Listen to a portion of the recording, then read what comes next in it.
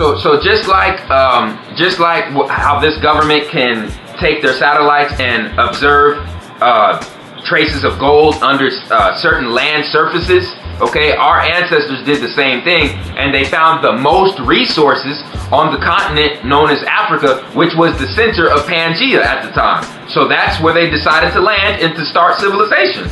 Okay, that's really not rocket science, people. And they come here from where? They came from Alpha Draconis, the Sirius star system, and the Palladian star system. What we was mentioning earlier in this video, before the camera stopped recording, we was touching on Neanderthals. And Neanderthals is the most recent form of human evolution. After certain events on the planet, there was lower oxygen levels created in the atmosphere, okay? And due to the low oxygen levels, okay, the giants could no longer exist on this planet's surface. That's why they're not here right now, people. And when they come back, if they come back physically, they would actually have to have some kind of spacesuit over their faces, because in this third dimension, they'd have to take in large portions of oxygen that this atmosphere cannot support. That's why the dinosaurs are not here existing right now, people. That makes a lot of sense. Neanderthal comes from Africa. Yeah. Oh, it all started in Africa. So with that being said, it's safe to say that one thing that connects us all is Africa. Yep. I tell people all the time that there's some people on this planet that just have a disregard for nature. Oh yeah. And I don't know where the hell they come from exactly. Now, we know everybody come from Africa, but something happened, man. I'm gonna tell, this is really deep, and I'm glad you're bringing this up too. The certain portion of Caucasoids that were created by Neanderthals and Moorish DNA, those people do have a connection to nature. The people that he's touching on are the people known as the Khazars, who were stripped of their melanin and were forced to places like Greece and Sweden and Russia, okay? And going back to certain scriptures in the Bible, the Bibles that were written before King James, okay, they would quote, well, in their quotations, they would call them the sons of Cain, okay? It wasn't exactly Cain, okay? All the names were actually Egyptian. It wasn't Cain and Abel, but that situation did happen, and that's why they have so much animosity towards African people, okay? It's because they were stripped of their melanin, okay? And they were forced outward. Kind of like they were punished. Yeah, for their deeds, for their selfish deeds. Man, I think about this, and I think about how at one point on this earth, everybody learned from our African ancestors. People of all races would travel from across the globe to learn in Alexandria, in Egypt. And to my understanding, we were giving people God consciousness. Who didn't have it. Exactly. And that there was a certain group of people who was born with it already instilled in them. Today, we even have to regain God consciousness. Based on all the stuff that went down on this planet. I'm gonna say this, and not to scare everybody, but we out of shape, man. Oh, man, we are. We so far gone, y'all. We are. We so far gone. And the only way, in my opinion, we can get back to the top is one with knowledge, one with a realistic approach. Exactly. And when I say realistic approach, brother, I'm referring that to a lot of our men in the black conscious community who think we can just exterminate all white people, who think we can go out there and go bullet for bullet and go against the white man. First of all, I don't believe every white person is our enemy, personally. No. I can name you several white men who died for telling the truth to humanity. And that I learned so much from. And because of them, just like my great black master teachers, hey man, it's a lot of white guys that I would give the title, and I will bestow upon those white men the title of master teacher. I'ma do it. Because they had some good knowledge too. One of them is Jordan Maxwell, that I forgot to mention in a lot of my videos. And what's the other white man, O'Keefe? Oh, Ken O'Keefe. You got Phil Schneider. This man, Ken O'Keefe, actually lost all of his his family business money because he was going out to Hawaii and he was petitioning, okay, certain corporations that were there taking the land from the indigenous people, okay? And he denounced his whole citizenship from the United States, and it took him 3.5 years to do it, okay? So he did away with his ego, his pride, and all of his money for standing up for a righteous cause. Now, me in particular, I would take that man into RFG before some of these people in the quote-unquote black conscious community. Exactly. And this was a white man. Yeah, I judge people off of their actions, okay? There we go. There we go. And until we do that, we're going to be blinded by pride. Yep. I tell people all the time, we are great people. We have a great history. But we got a fucked up present. Exactly. And we got to deal with that. If somebody was a professor and they ended up getting strung out on crack, I wouldn't keep stroking their ego saying, man, you was a professor. You used to be a professor. Yep. I'm going to tell them, man, look, you used to be a professor. That was good, but you fucked up right now. Yep. You need to do something about that. Exactly. You ain't good no more. Exactly. You need to become good. Yep. If you keep telling somebody it's okay to keep bumping their head on a wall, eventually they're going to get a concussion. Yep. And that's the thing with my people. Listen, man, my channel would have over 100,000 subscribers if I start screaming black power. We gods and goddesses. Can't nobody fuck with us.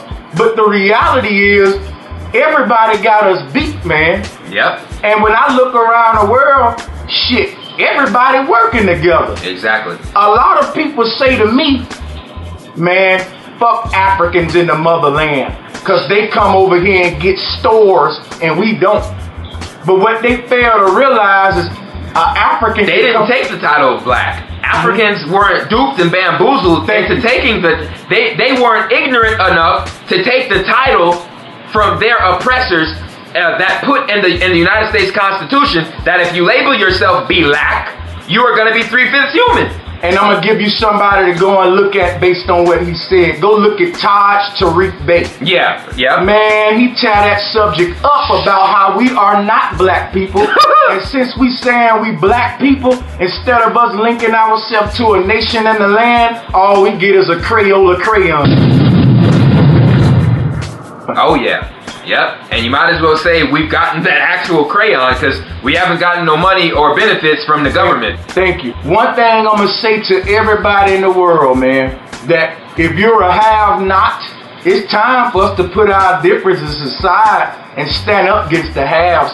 Like my brother said, the clock ticking. Yep. I don't know how long it's going to be before the NWO kick in. My brother said around 4 or 5 years. I'm going to say this, but the state we in, man. Yeah, see, it's a process to get at a certain state of consciousness, okay?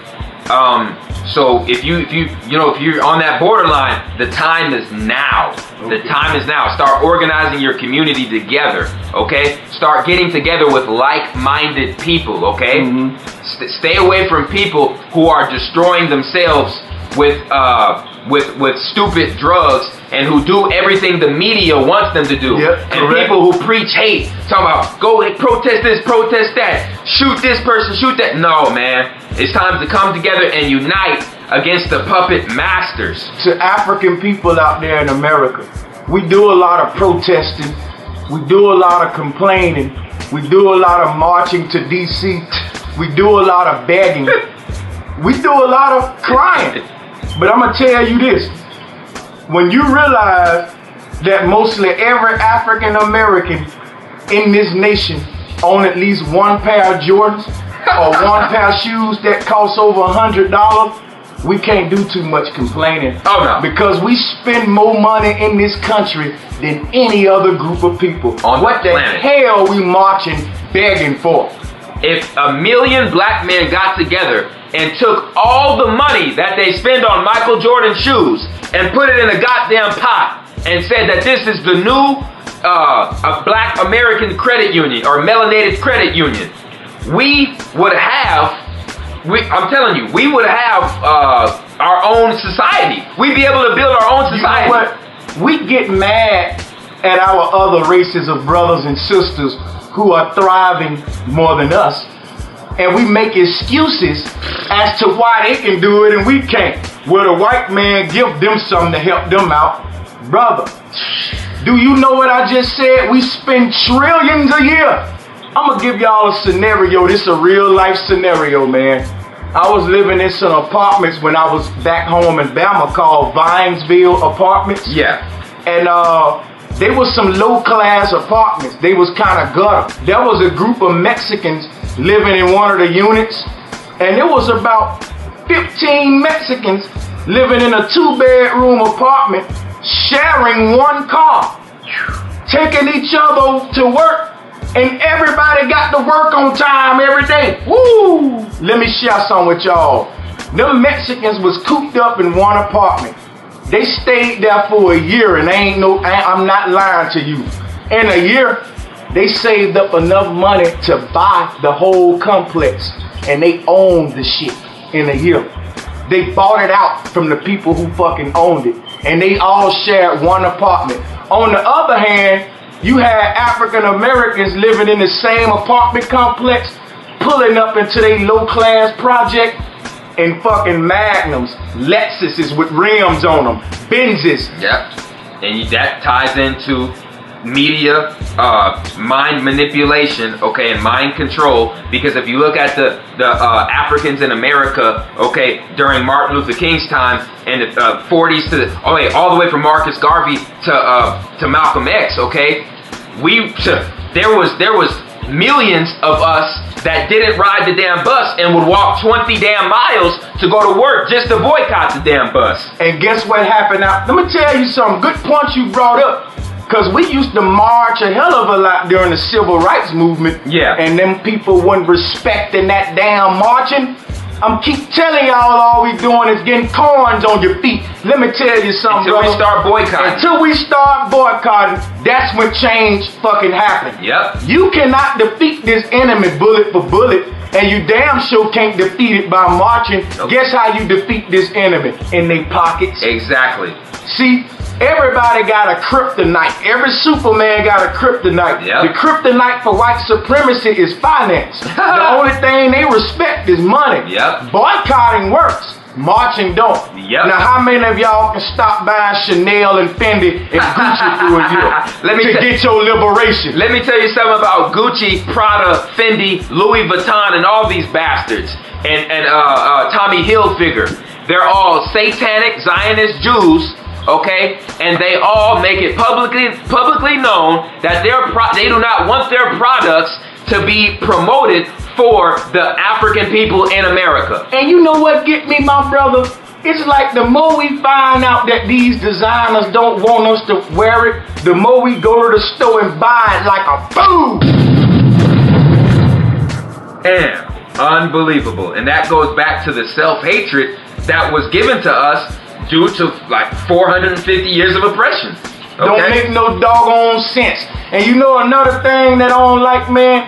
People don't keep it real like we doing right now. Yeah. You got a lot of leaders out there who tell our people everything they want to hear to get money. Exactly. Let me tell y'all something for all you people out there who always come in on me and my brother videos talking about we hustlers and we hustling our people. Guess how much money me and my brother make off YouTube videos? $0. We do this shit to put the truth out there, man.